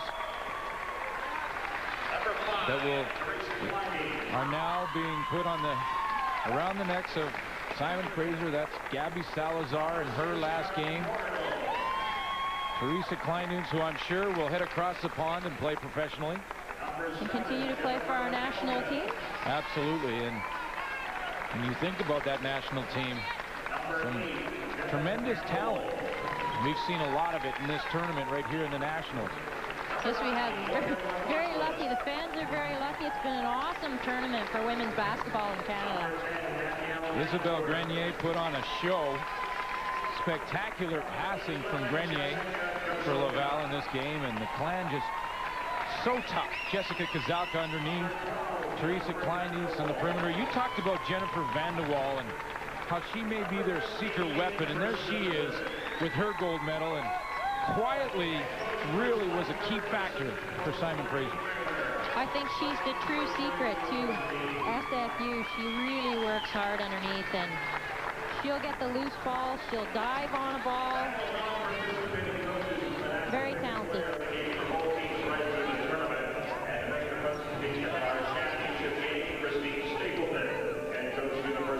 Jennifer Van de Waal. She had 14 points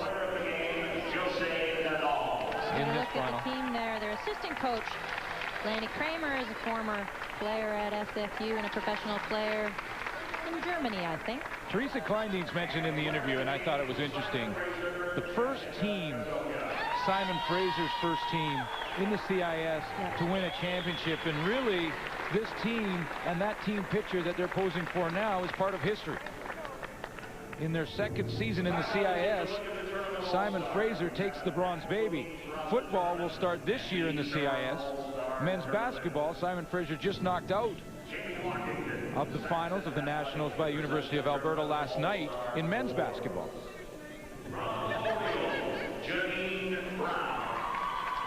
The final was 66-51. Laval battled hard, but in the end, SFU too strong. They are national champs. We'll be back to wrap things up in a moment.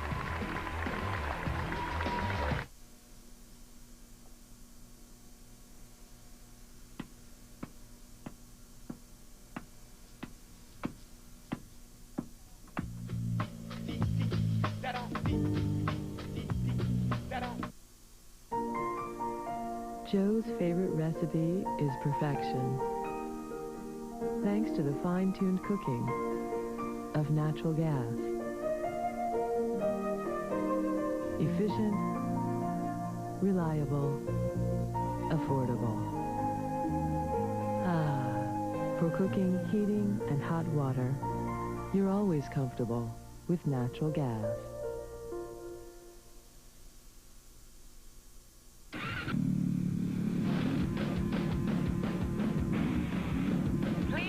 Responsibly.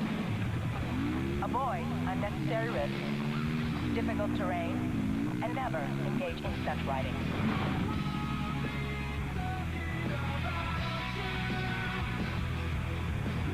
ATV Off-Road Fury. Get it when you buy the PlayStation 2 computer entertainment system.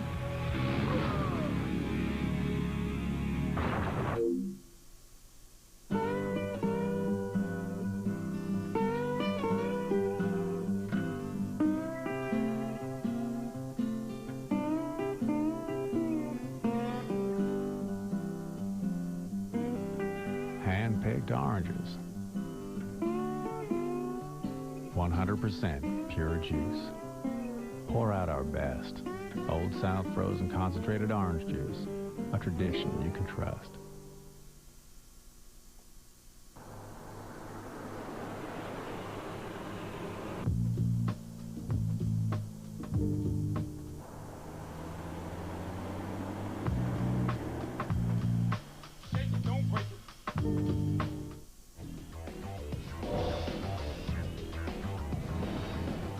The 2002 CIS Women's Basketball Championship on TSN is brought to you in part by Enbridge. Together, we have the energy to make a difference.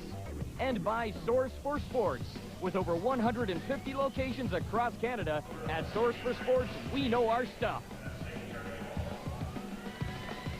Team effort for Simon Fraser as they are national champions in women's basketball, and I think it's safe to say, Marie, they have the best 1-2 punch in women's basketball in Jessica Kozałka and Teresa Kleindienst.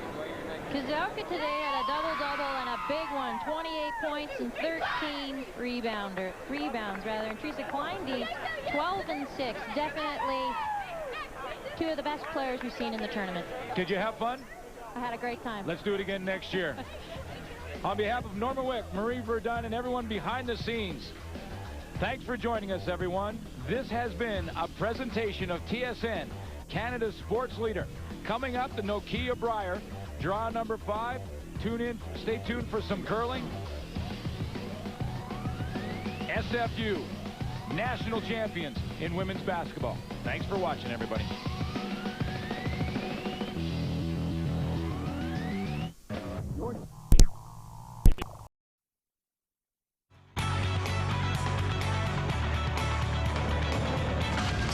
Sports page, desperately seeking a win. The Canucks host the Sharks. Nolan scores! Sweet perfection. SFU bids for the national championship. Van der Waal underneath. A local hoop star closes out her high school career in style. And could Mike Weir hold on in Coral Springs?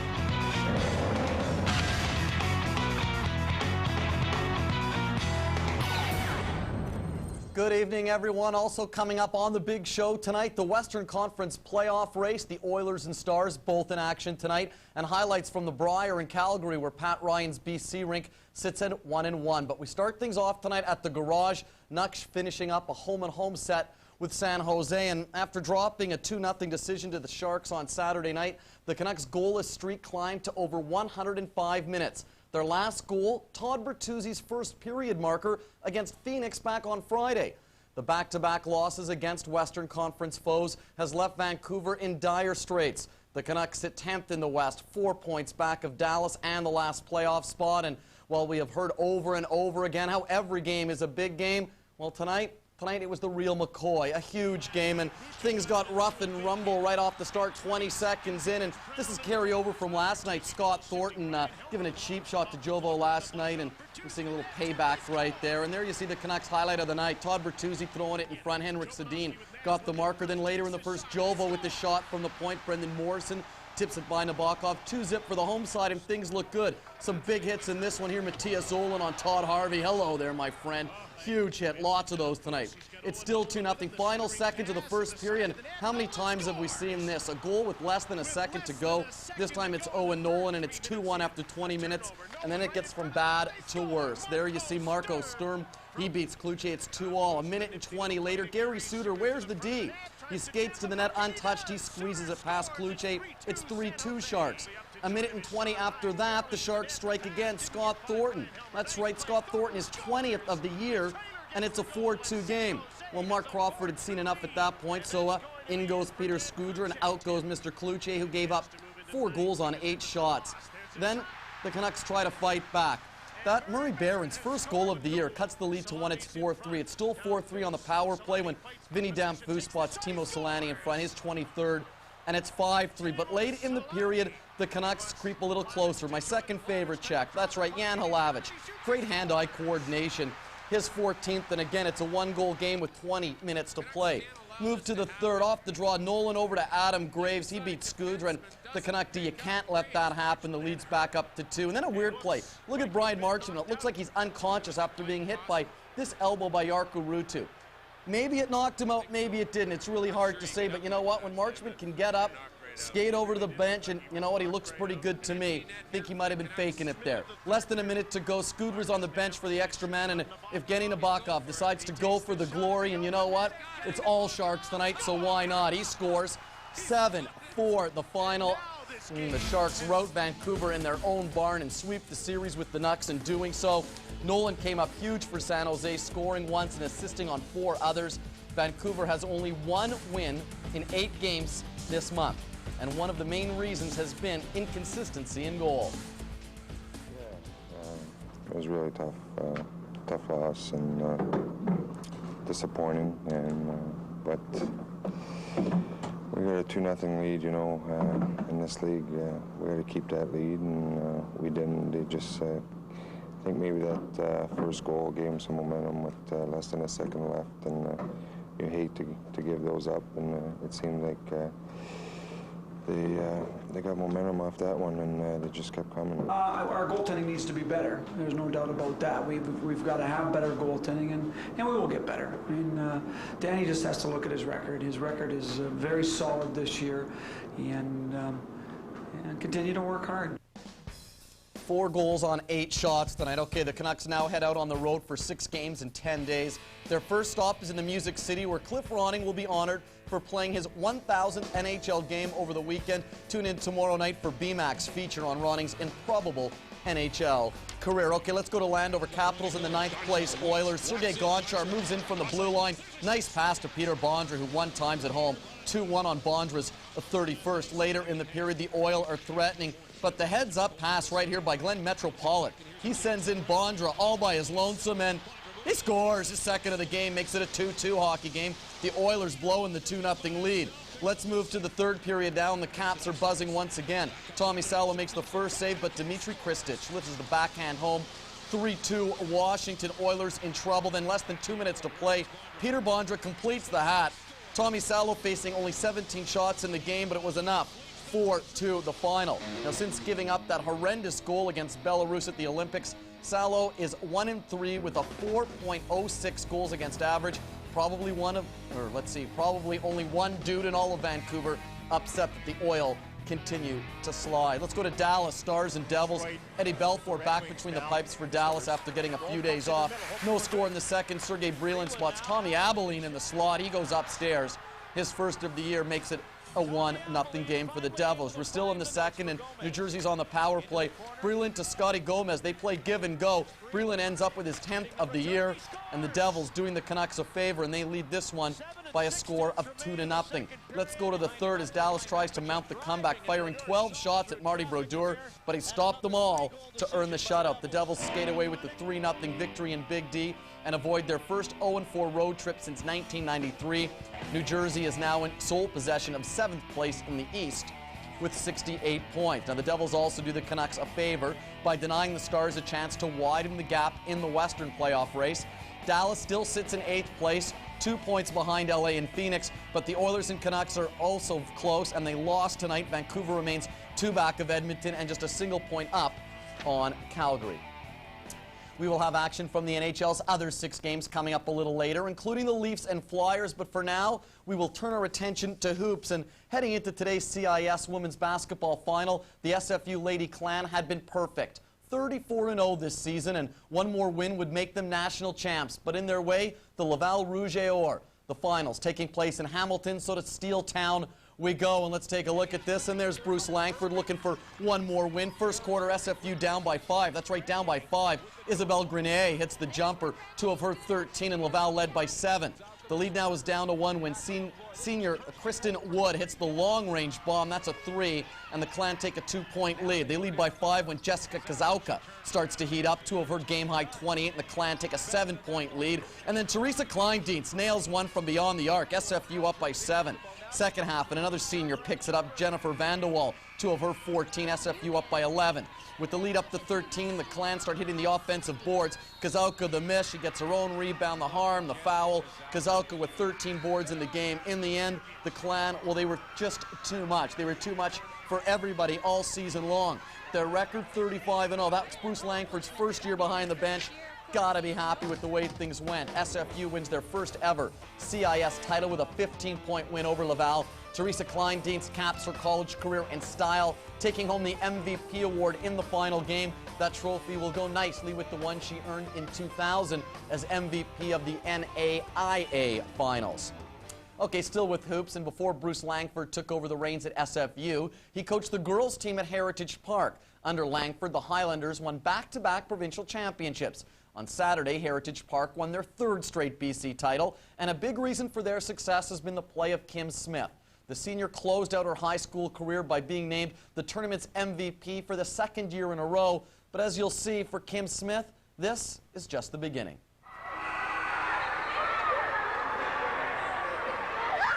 For members of the Heritage Park Highlanders, it was the perfect end to a dream season, one that ended with the school's 3rd straight provincial title. The championship game also marked the end of the high school line for Kim Smith, one of the best basketball players ever to come out of BC. It's great, you know, it's a wonderful feeling. So, yeah, there's a lot of excitement too. I mean, everyone's going off to different places, so it should be fun. For Smith, her different place will be the University of Utah, where she has been given a full scholarship. But to understand Smith and where she is going, you have to look at where she's come from. I started in grade 3 when I followed my older sister around and my dad around to basketball camps and stuff. Just couldn't get enough of it? Yeah. Kim had great basketball teachers early on, especially her older sister, who plays hoops at the University of Texas. But the key to Kim's success could very well be work ethic. No matter who you speak to about Kim, the answers always start the same way. No one works harder or wants it more. When you love to play that much and you're able to get into the gym as much as she is, she's going to be good. But they also, when she's in the gym, she's not loafing around. She's working hard in the gym. So I think that's a big separation between her and other kids. She practices her shots and everything a lot. She's always in the gym. And she just sees the court really well and understands what she needs to do and sees everything that she needs to do.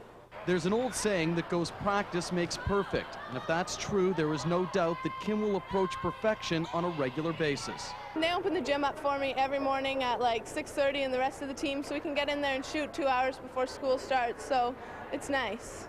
Dedication for sure. What, you just love the game, or? Yes, immensely. Where does that dedication come from? Oh, probably me. I think that's just inside Kim. Yeah, she's set goals for herself at a very young age, and she's just gone after them. After 3 straight provincial titles, Kim's new goals center around the University of Utah and an NCAA championship. But that's not all. There's more. I would love to represent Canada at the Olympics, so that's my big goal. No reason to think you won't at this rate, is there? No. What a great kid. Now, when Kim heads down to the University of Utah, she will join fellow BC native Aaron Gibbons as a member of the Utes. Gibbons hails from Salmon Arm for a couple of reasons to cheer for Utah next year. Let's go back to the ice in the Nokia Brier. BC's Pat Ryan